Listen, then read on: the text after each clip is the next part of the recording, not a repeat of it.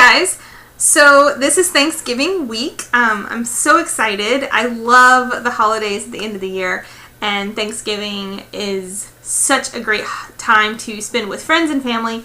And this year we are going to go visit my parents. Now, every year since we've been married, we've kind of switched off on either side of the family. We'll spend one year with my side of the family at Thanksgiving, and then Michael's side of the family at Christmas, and then vice versa. We'll spend the next Thanksgiving with Michael's family and the next Christmas with my side of the family. So in doing that, sometimes it requires a little bit of traveling, depending on where we spend that holiday season. So I just wanted to take you a little bit through the process of preparing to go on a trip. So here we go. Now, every time I travel, I typically do the same things every time, but I like to change things up from time to time to help inspire me to have a more exhaustive list of things to bring. And I will show you what I normally do, what has worked for me, but this is one of the new things that I tried this time that's really been motivating and helpful and inspiring. So since it helped me, I thought it might help you with your next trip that you might take. This is packinglistonline.com, and it has, when you first go onto the website, this is the first page, and it has a basically 4-page form that will help you kind of lay out your trip, and all of these different pieces of information will then be put together to calculate a packing list recommendation for your particular trip. And this first page is kind of the broad sense of your travel. This is the first thing is your destination, and this is every single country that they have listed here. Places that you might want to travel. I'm not traveling outside of the United States, so I'm just going to pick the United States as my destination. Within areas, it then shows lots of all of the different states and lots of the bigger cities like Atlanta or Boston or Chicago or Charlotte. So they have a few of the bigger cities here in the United States that you can also choose from if you are traveling to one of those destinations. In the next section, they have an option for the weather. Now, I went on to AccuWeather.com and I looked at the highest maximum temperature, and I put that in here for where my destination is, and the minimum temperature I put in this one. And then it does give options if it's going to be sunny all the time, or if there's going to be snow, or if there are going to be any possible showers. They also have you to include those as well, which I can definitely surmise and guess and assume that this will then affect what you would pack in your packing list. The last section on this first part of the form is when you're going to leave and when you're going to return. So you're going to have your departure date on this line and your arrival date back home on this day. On the second part of the form, they're just talking about how you're going to actually travel to your destination. They have several different means of traveling here in the first section, and you can click on more than one if you're going to take more than one means of traveling to get to your final destination. For instance, if you go by plane, but then you may take a car for the second leg of your trip, you want to include both of those. They also have a trailer caravan option that you can add to your car or to your camper van or whatever other thing that you are using to get to your destination. And the other part is about how much time will it take to reach your destination. And they have everything from less than an hour to more than 15 hours. And typically I'll just go on, I use Google Maps, but you can use any kind of map website to figure out the estimated time it would take to reach a particular destination. The third section is talking about the kind of vacation that you're going to have.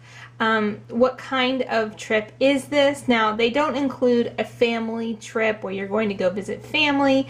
They do have the weekend away, and they also have an other. So if your particular trip does not meet any of the options that they have here, you can always click on other.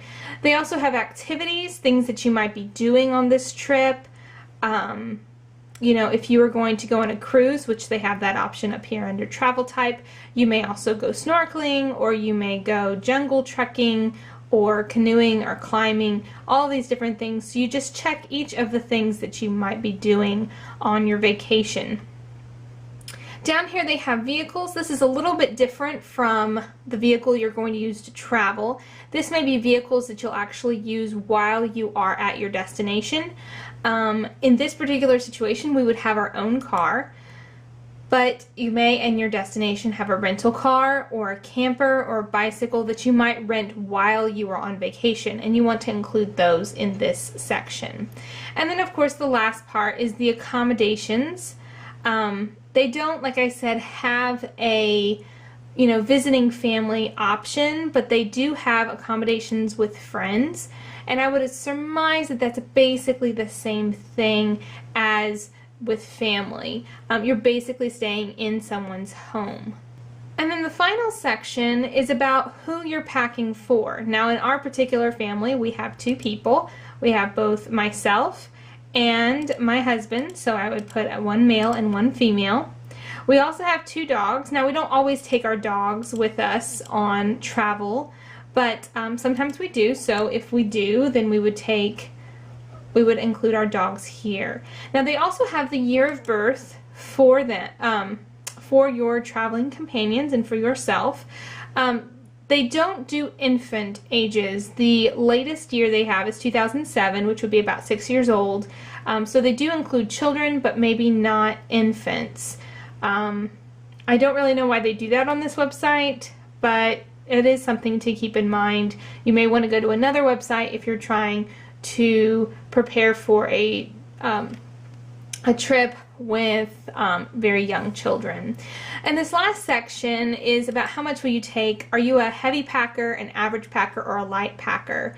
And this will also affect the amount of things that they include in the packing list that they generate for you. After you've completed the form, they now have your packing list ready. Because we are traveling by car, they include things that you might want to have in your car while you're traveling.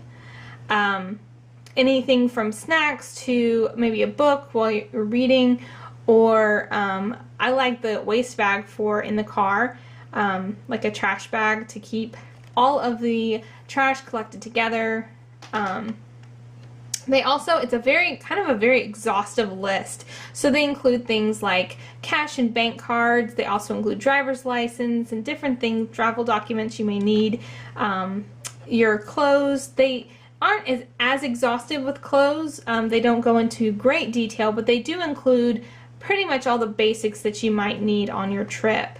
Also personal belongings. If you don't see it in clothes, it might be in personal belongings, or it might be down here in various. So always keep that in mind when you're looking at your packing list that they've generated for you. They have toiletries, health and medicine, and tools like cameras, chargers, things of that nature.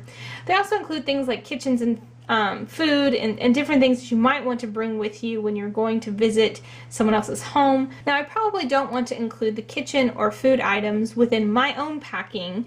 It's just not the preferences I would want. And so if you don't want to include something in your packing list that they have recommended for you, you just uncheck the boxes, and then when you go to print at the bottom, it will not include those categories or the things, anything that you did not check, it will not include. Now my favorite thing is down here at the bottom, they have this option that says before you leave.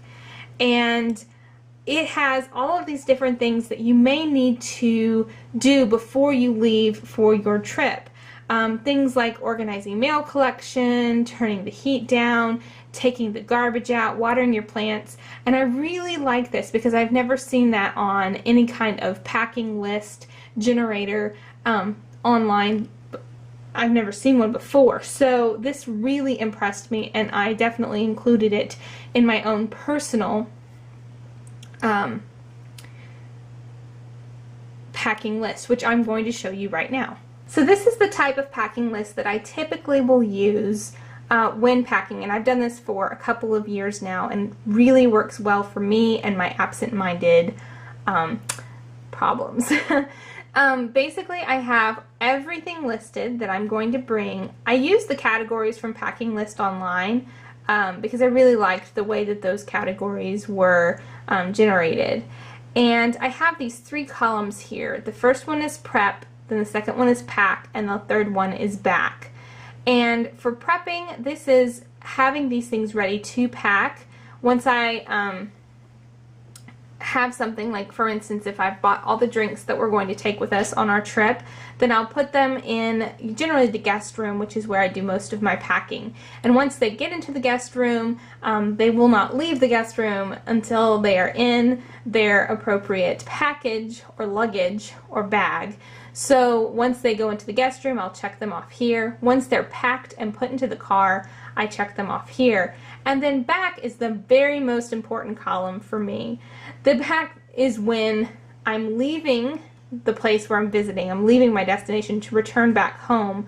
I want to make sure that everything that I brought with me, that I want to bring back with me, is in the car when we leave. I have a very bad habit of leaving especially phone or camera chargers behind at people's houses, and they're so kind and generous to send them back to me through the mail, but I want to avoid that kind of embarrassment in the future, so I have a special column that I will check off as I'm packing to return home. Now some of these I have a line drawn through them that these are things that I probably will use through the visit or through traveling there, so I won't really need to bring them back or make sure that they're coming back with me. So I will just draw a line through them and ignore them when I'm going through my list at the end. I hope you enjoyed my packing process. If you have any questions, please leave them down below.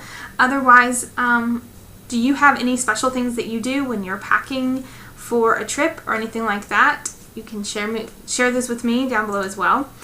And other than that, I will see you tomorrow. Bye.